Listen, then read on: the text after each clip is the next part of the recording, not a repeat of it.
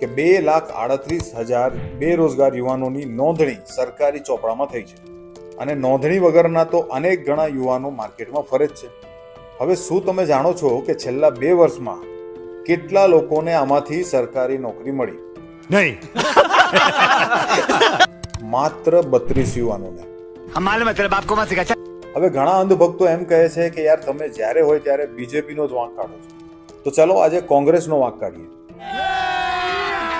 અભી મજા આયેગા ના ભીડો. ગુજરાતના આ 2,38,000 યુવાનોને એક ઝાટકે સારામાં સારો રોજગાર મળી શક્યો જો કોંગ્રેસે ધાર્યું હોત તો. કચ્છના ખાવડામાં 72,400 હેક્ટર જમીન સોલર એનર્જી અને વિન્ડ એનર્જી માટે ફાળવવામાં આવી હતી અને આ જમીન 5-6 કંપનીઓને આપી દેવામાં આવી, જેમાં સૌથી મોટો ટુકડો 23,000 હેક્ટરનો SECI જે સરકારી કંપની છે અને પાછળથી આ સમગ્ર જમીન અદાણી ગ્રીન લિમિટેડને આપી દેવામાં આવી હતી. બીજો ટુકડો અદાણી કંપની પાસે હતો અને ત્રીજો સૌથી મોટો ટુકડો હતો GIPCL પાસે અને બાકીના નાના નાના ટુકડા 2-3 કંપનીઓને આપવામાં આવ્યા હતા. હવે સરકારી આંકડાના આધારે 2029 સુધી જો ફૂલ પોટેન્શિયલમાં આ પ્રોજેક્ટ કામ કરે તો 15,600 યુવાનોને રોજગાર મળી શકે તેમ હતું.